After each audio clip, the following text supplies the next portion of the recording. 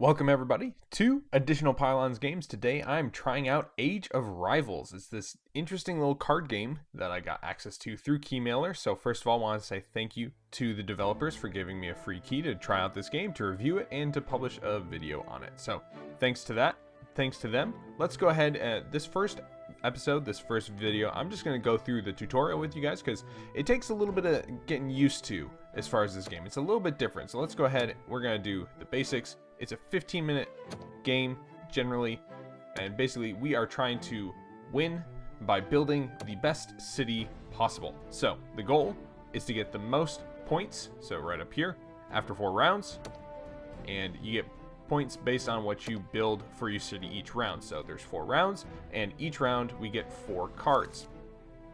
You can see we have 4 possible choices, and different cards have different abilities, different costs to them. All right, so each turn we start off with 20 gold, and we need to choose which one of these items we want to purchase. So the thing is that you don't want to run out of gold, so you kind of want to pace yourself a little bit because we do have 8 cards that we need to select this round. So we're just going to go ahead and select theater to begin with. So you can see that awards us 2 culture at this time. However, there is also the possibility that some of our cards might get knocked out. So that's something that we want to keep in mind. Let's go ahead and go for Joust. Get ourselves 3 more culture. And here we go. Now we're getting onto the military portion. So cards with red, the axe, basically that's their attack score. And we'll learn more about this during war. But basically, obviously the more troops you have and the stronger troops you have, the better. So let's go ahead. Let's go for a legion. Enemy is still going for a theater. All right, so we've got another round. That's not such a good deal. Let's just go with a spearman. There we go. A lot of these cards actually have text underneath them once you get into the full game, but for now we're not too worried about that. So let's go ahead and go for another group of spearmen. We want to make sure that the enemy really feels the pain when we go to war. One more card. Oh, one more card. We should have 2 more cards to go. Yeah, let's just go with another phalanx. So, alright,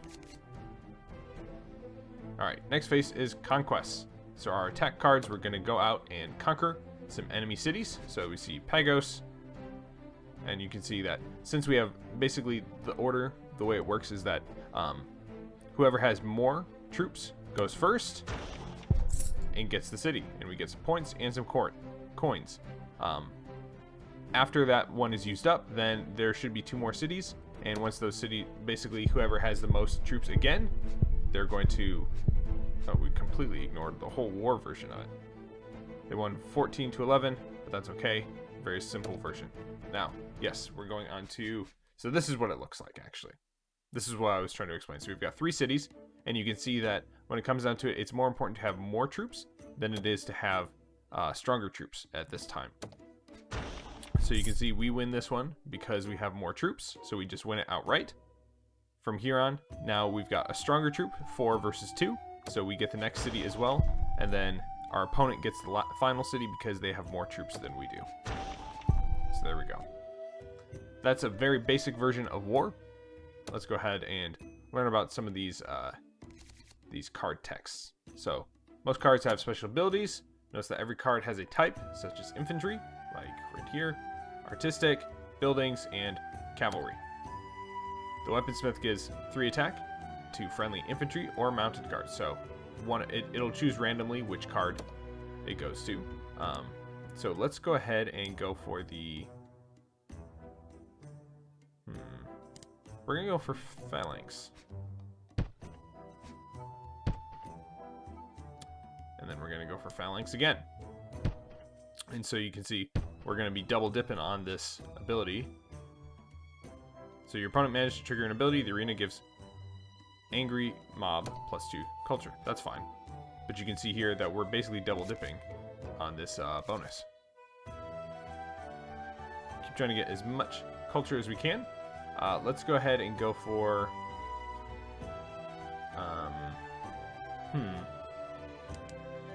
Let's go for Joust. I think that we can get, yeah, because we've got 2 cavalry units right here. We're guaranteed to get a cavalry unit. Most recent enemy loses half. Nice. That's a great ability. So this means that so we get +2 culture from our skirmisher, and the attack value of the Holy Knights that our opponent played has been reduced by 2 more cards. The conquest phase is coming up soon. Yes. Yes, it is. All right.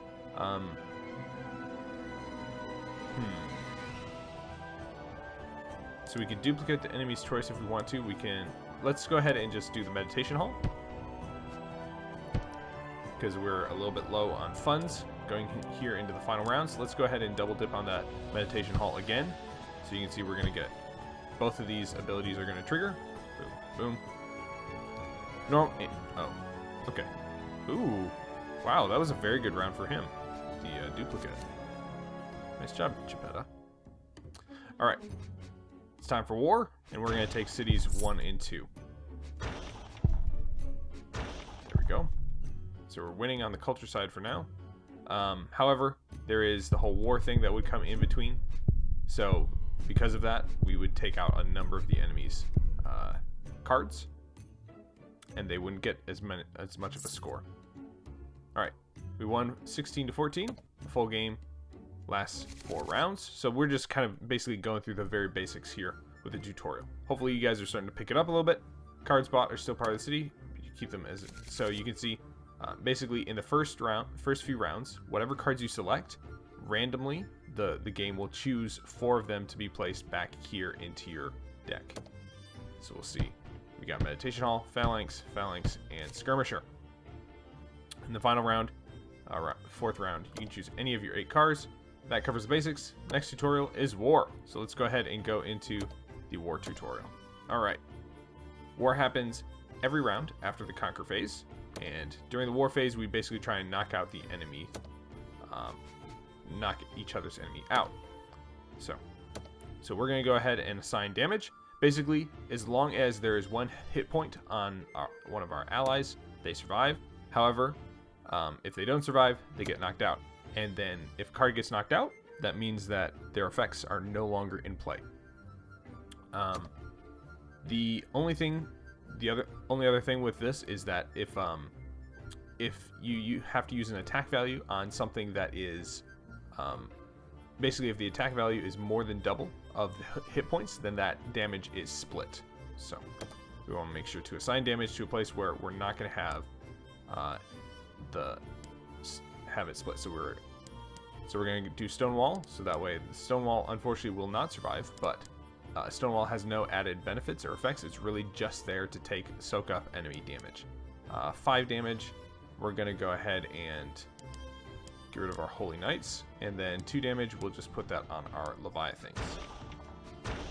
So Holy Knights and Stonewall are knocked out, but everyone else remains. See, we get +2 culture from the warrior poets, sorry. And then, so only surviving cards are able to score, right? So we end up tying. And there we go. Ruination is at the end. Basically, any cards that are ruined, one of them is going to get revived.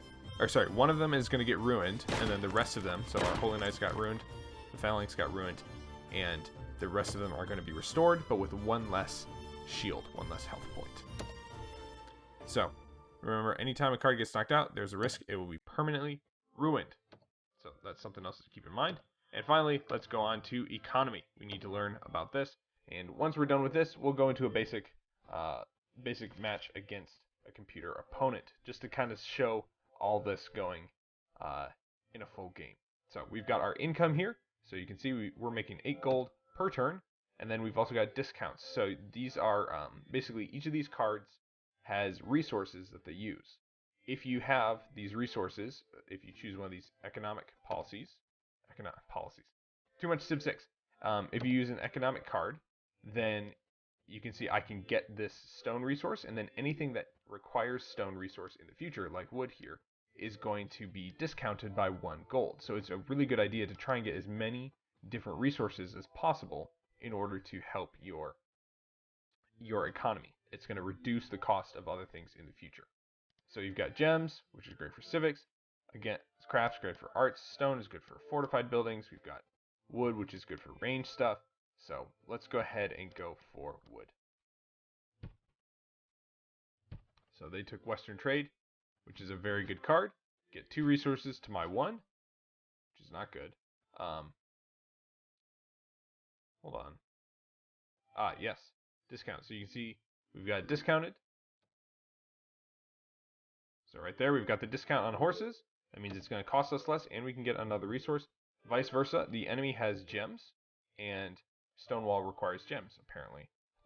Anyways, so if I don't have a resource and my opponent has it, then when I purchase a card that requires that resource, my opponent gets 1 gold. So we want to try and get as many resources, especially since the ones that we have that our opponent doesn't, they're going to be paying us taxes. So let's go ahead and play against a computer, and I really enjoy, well, yeah. Let's go for Naira, right? So each of these characters has a little bit different playstyle. So here we go. First round. So we're going for we're looking for some economic stuff to begin with. Wood is always good. I find it to be a pretty good resource. So our opponent has gone for upgrading his income for the next turn, which is fine. We're going to go ahead and get gems as well. We're just going for a strong economy. So the opponent went for horses, and you can see that required wood. Since we have wood, they pay us a tax. I like that. Our opponent has horses, so that's something to keep in mind. All right, time to go for warrior poet. Sorry. So he paid me a tax again, and we've got a discount again for archers. We could also get stone or angry mob. Let's go for archers. +2 attack versus infantry before war, which is great. Okay, that is not good for us. That's really bad. That's gonna really hurt our warrior poet.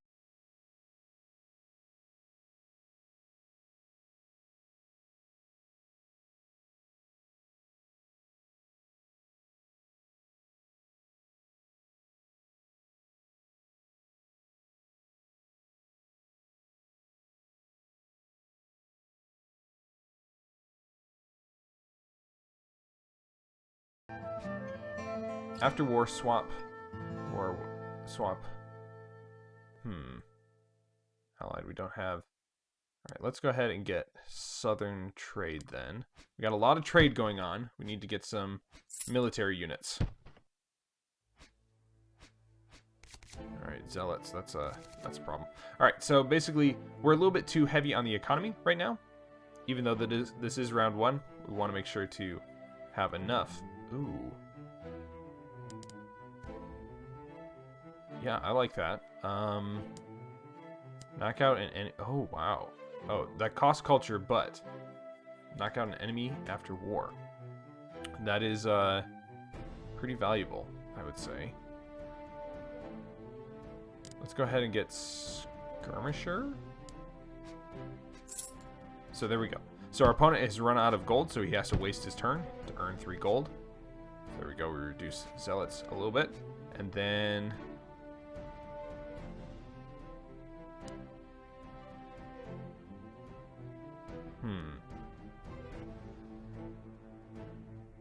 let's go for Sanctuary. So that's bad. That knocks out one of our troops. Man, rough first round. Very rough first round.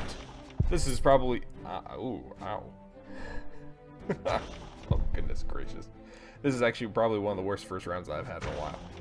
Man, this is rough. Okay, so you can see the value of the military cards. Basically, military cards help to knock out opponent's cards and put pressure on the opponent for having to assign damage. So let's go ahead and put 2 damage here on commerce, 2 on wood, 1 on gems, and 1 on trade. So we don't have any cards knocked out from his damage, and we're not going to knock out any of his. So, alright. We've got some extra gold coming in, and then we can see our score here. We've got a score of 9 to his score of 10. So minus score for the zealots. So we lost our skirmishers, which is not good, but it'll have to do. All right. we're in a much better position gold-wise. He's going to get 12 gold, but he's only got 1, so he's going to have 13. We're going to have 19. We've got woods. Our ruined card, unfortunately, archers, warrior, poets. All right, let's take a look here. All right, we're going to go for cataphracts.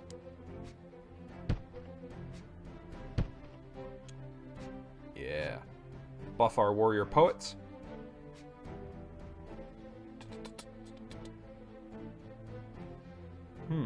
Deranged Artificer. That's an interesting card. That's one I haven't seen, actually. Turn into automata. So this is basically allowing us to take this card and turn it into something useful, which is interesting. You know what? Let's go for it. Let's risk it. Let's have some fun.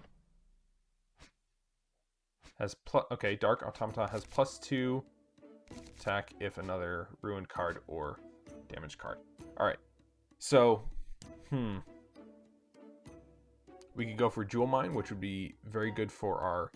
Or Tax Collectors, actually.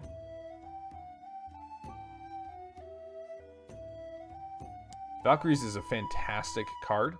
3 damage against the enemy's first spot. It doesn't do anything for us this round. And I want to prepare for... We need to prepare for our economy. Here, so let's go ahead and get Tax Collectors. Give our enemy 1 gold. Alright. So he's got Stronghold. Let's see here. We can go for Shield Wall. Or Cyclopean Walls. Cyclopean Walls is going to give us the ability to suck up a lot of damage. Shield Wall gives us... You know, let's go for Shield Wall. Alright, so we pay each other attacks. He gets some more resources, which is not good, actually. I didn't think about that. But our military units are quite strong. At least from a... So we're going to win all the cities, which is fantastic. Good stuff. So we're going to get 6 culture and 1 gold in total. And we've got a number of units. We've got 4. Ooh, that's not good. We've got 4 units, 4 damage that our opponent needs to assign. Let's go ahead and put our damage on cataphracts.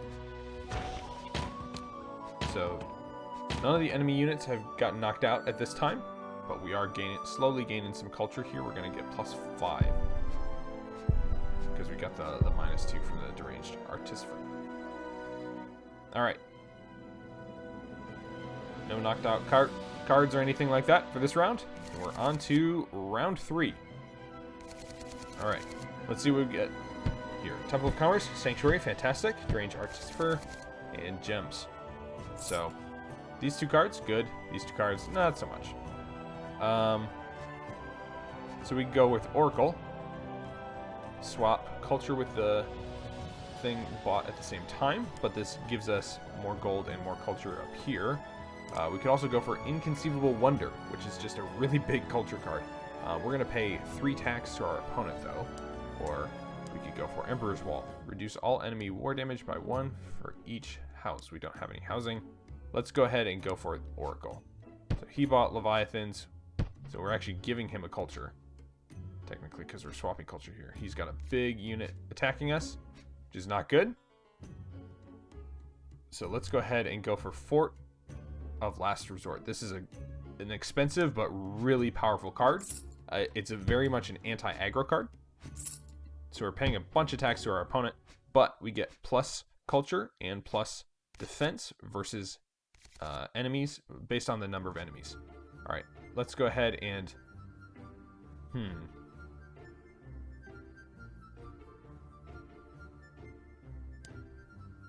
So we could restore a ruined ally, or we could go for Temple of Wisdom.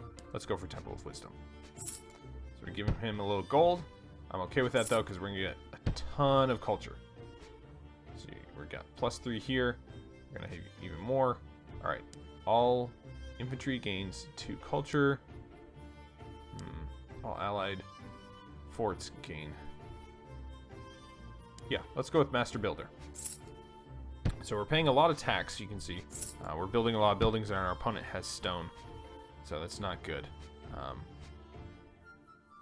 But our Fort of Last Resort really is going to be able to soak up a lot of damage.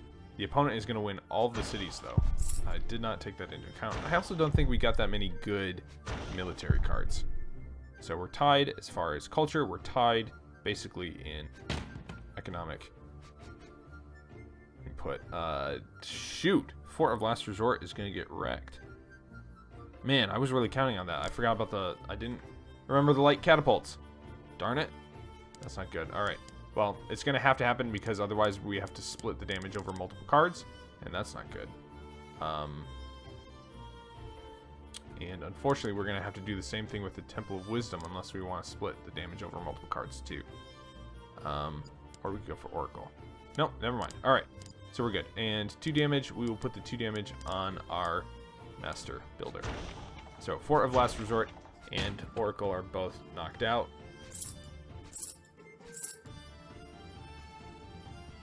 But we still get a good chunk of culture, but so does our opponent, actually.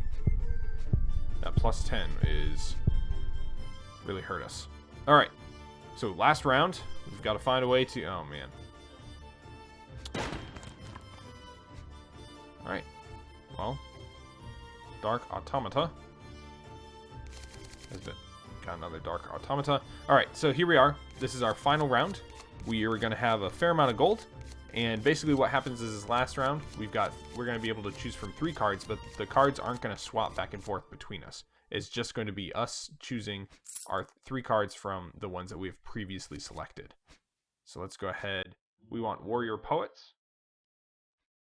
The reason for that is we're going to get culture, and we've got another military body here on the field. Fort of Last Resort is pretty darn good. So if our enemy starts building military units, then we've got a good defense against that. Let's go for Master Builder, get ourselves a little culture, and improve our fort.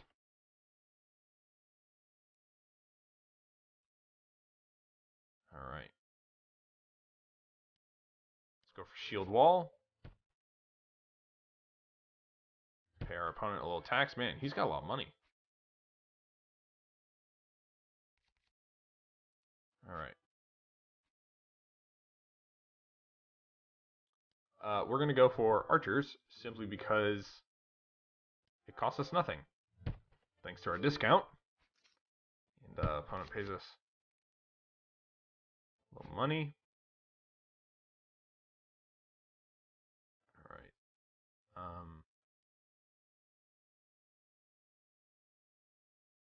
Let's go for Temple of Wisdom. Yeah, pay me that tax. All right, so there we go. He's got some military units that he is going after. Wow. More elephants. All right, we can go for gain 1 gold for each. Gold really doesn't do us a whole lot. I would rather get the straight up culture, I think. Although this gets us the same amount of culture for less. Never mind, this is totally a better card. What am I thinking? It's 1 less gold, gets us the same amount of culture, and gives us the possibility for even more culture. Alright, so we're not taking the negative culture. Southern Trade, this doesn't do anything for us, so it looks like it's Dark Automata for us. Opponent went for Waste instead of... What? Our opponent went for Waste instead of going for the guaranteed win. That was weird. Honestly, we probably should have lost because our opponent had the ability to take Epic of Wonders or whatever it was called, and that would have absolutely wrecked us. Well, unfortunately, Fort of Last Resort gets wrecked again, and then we can put our 2 damage on our shield wall. So getting these high attack enemies really wrecked us. So, alright. Gold actually does matter because on the last round you get plus 1 culture for every 2 gold. And... Oh! Look at that! Woo! We won! By 1 point. All because, again, that gold. That gold, it makes a difference. So there we go. We won a game. against a computer opponent. So this has been Age of Rivals. It's a fun little game. Oh yeah, you get to choose a reward. Let's go for that. 15. Come on. I've yet to click on the 50. But there we are. It's a fun little card game. There's a number of different characters that you can play as. So Ziana, Nairi, Kubra, Lorenzo, Arsinia, Theophilus, Grimer, Soraya, a whole bunch of different people. So lots of different people, and basically each of them has the ability to select certain cards, guaranteed cards that will always show up in your deck, which is nice. There's a number of different challenges as well, so you can do a number of different challenge decks, that sort of thing. And then of course you've got tons and tons of cards: infantry cards, mounted, ranged, underworld. So these are your assassin cards, artistic, holy. So all sorts of good stuff. So there it is, Age of Rivals. A lot of fun. Really enjoying getting to learn this game. So I would encourage you to check it out on Steam. Check it out and have some fun with it, and enjoy playing this new card game, this very strategic card game. I really enjoy the way that your decisions at the start of the game impact your ability to select cards all the way throughout. So the cards that basically you choose in the first round, you have the possibility of them coming back in the second round, the possibility of them coming back in the third round and fourth round, and then all that sort of stuff. So I really like the way that it's a very complex strategy game. It takes a lot of, forethought. I have had a couple matches where I was down by a good number of points, but because of interactions of cards that I chose between rounds, like one in round 1, one in round 3, when they come back up in round 4, I'm able to disable a lot of the opponent's moves. I'm able to position myself much better, and really just big swings. There's a possibility for big swings if you get the right cards. So it's a lot of fun. I'm enjoying it, and I encourage you to pick it up. So this has been a quick review of Age of Rivals here on Additional Pylons Games. Thanks for watching Additional Pylons Games. Click one of the boxes to watch another video, and click the circle to subscribe and join the APG Zealots. If you enjoyed the video, leave a like and share it with your friends. Comment below, and I'll see you next time here on Additional Pylons Games.